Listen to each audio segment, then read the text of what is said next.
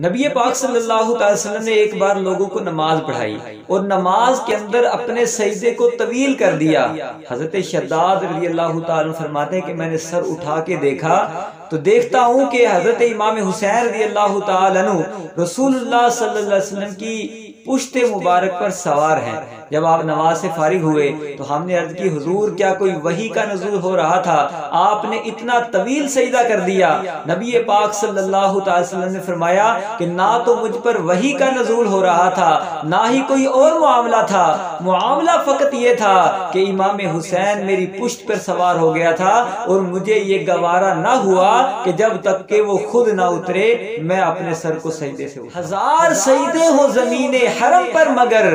حاصل روح عبادت نہیں تو کچھ بھی نہیں، اور بتا دیا ہے نبی پاک کے طویل سجدے نے حسین تجھ سے محبت نہیں تو کچھ بھی نہیں۔ پیارے محترم اسلام بھائیو، امام حسین رضی اللہ تعالیٰ عنہ کی شہادت کا بیان اب بعض لوگ اس انداز کے ساتھ بیان کرتے ہیں کہ امام حسین کا ذکر کر کے جان بوجھ کے رلانے والا انداز اور نوحے والا انداز اختیار کرتے ہیں، جبکہ امام حسین رضی اللہ تعالیٰ کی محبت، اہل بیت کی محبت ہر دل کے اندر ہونا ضروری ہے۔ ہاں اس محبت کے ساتھ جب بھی اہل ایمان واقعہ کربلا کو پڑھتا ہے یا سنتا ہے تو محبت کے ساتھ خود بخود ہی آنکھوں سے غم حسین میں آنسو آ جانا یہ محبت کی علامت ہے، لیکن جان بوجھ کر رلانے والا انداز اختیار کرنا اس انداز کے ساتھ کہ اہل بیت اطہار معاذ اللہ لٹ گئے، وہ معاذ اللہ شہید ہو گئے، رونا پیٹنا اس طرح کا ڈالنا تو اسلام کے اندر اس کی اجازت نہیں ہے۔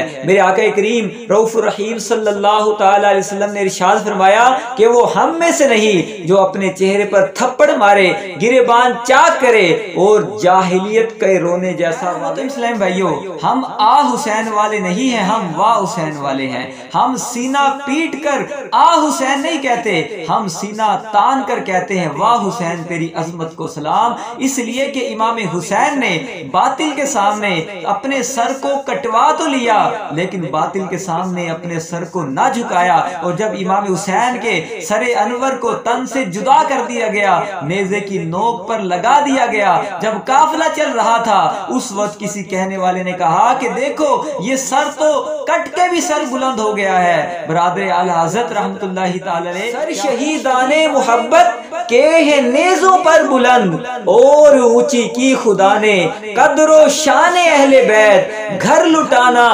جان دینا کوئی تجھ سے سیکھ جائے، جان عالم ہو فدا اے کاروان اہل بیت۔ ابن حجر مکی رحمت اللہ تعالی علیہ آپ فرماتے ہیں کہ اگر امام حسین رضی اللہ تعالیٰ عنہ کے دن کو ہر سال سوگ کے طور پہ منایا جائے اور غم کے طور پہ منایا جائے تو مستحق سب سے زیادہ پیر والا دن ہے کہ اس دن نبی پاک صلی اللہ علیہ وسلم کی آپ کی وفات ظاہری ہوئی۔ اگر غم منانا ہر سال سوگ منانا جائز ہوتا تو نبی پاک صلی اللہ علیہ وسلم آپ کے یوم وصال پر ہر سال غم منایا جاتا۔ اسی طرح سرکار بغداد حضور غوث پاک رحمت اللہ تعالی علیہ فرماتے ہیں کہ اگر امام حسین رضی اللہ تعالیٰ کی شہادت کا ذکر نوحے اور ماتم کی صورت کے اندر کرنا اور واویلا مچانا اور رونا پیٹنا اگر جائز ہوتا تو فرماتے ہیں کہ 12 ربیع الاول کو جب نبی پاک صلی اللہ علیہ وسلم کی وفات ظاہری ہوئی تو سب سے زیادہ مستحق وہ دن ہے کہ اس دن کو غم منایا جائے اور ماتم کیا جاتا،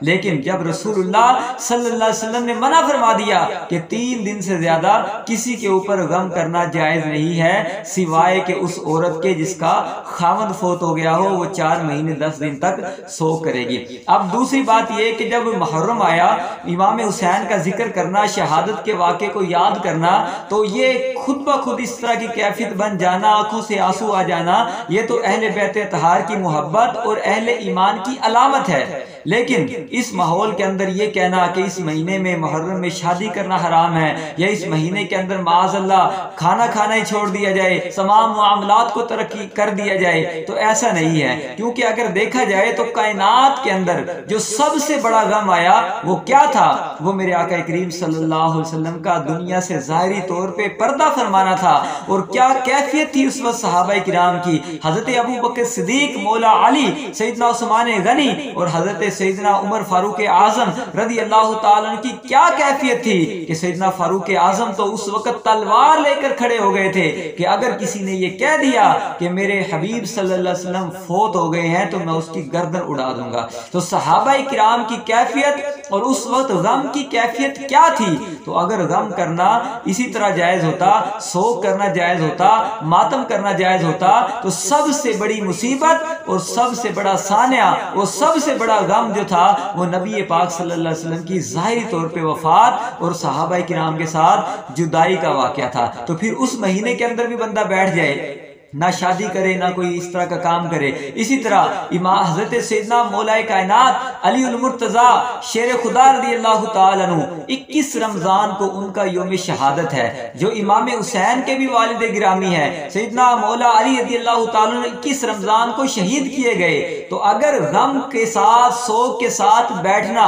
معاملات کو ترک کر دینا اسی طرح جائز اور ضروری ہوتا تو پھر آپ رمضان کے پورے مہینے کے اندر بھی بیٹھ جائیں کہ اس وقت مولا علی رضی اللہ تعالیٰ کی شہادت ہوئی ہے تو ہم پورے مہینے نہ شادی کریں گے، نہ کوئی اور اس طرح کا فنکشن کریں گے، نہ کھائیں گے نہ پیئیں گے، جبکہ ایسا ہوتا نہیں ہے۔ اسی طرح امام حسین رضی اللہ تعالیٰ کے جو بڑے بھائی ہیں سیدنا امام حسن مجتبی رضی اللہ تعالیٰ عنہ، ان کو بھی کتنی بے دردی کے ساتھ زہر کے ساتھ شہید کر دیا گیا۔ تو اگر اسی طرح سوگ اور ماتم کے ساتھ اپنے معاملات کو ترک کر دینے کا حکم ہوتا تو سب سے پہلے امام حسن جو کہ امام حسین کے بھی بڑے بھائی بھی ہیں اور امام بھی ہیں، امام حسن رضی اللہ تعالیٰ کی شہادت پہ بھی پورے مہینے بندہ بیٹھ جائے اور ہر طرح کا غم کرے، سوگ کرے، ماتم کرے، اپنے معاملات کو ترک کر دے، جبکہ کوئی مسلمان ایسا کرتا نہیں ہے۔ اسی طرح سیدنا عثمان غنی رضی اللہ تعالیٰ عنہ جو حضرت سیدنا مولا علی رضی اللہ تعالیٰ کے بھی امام اور پیشوا ہیں،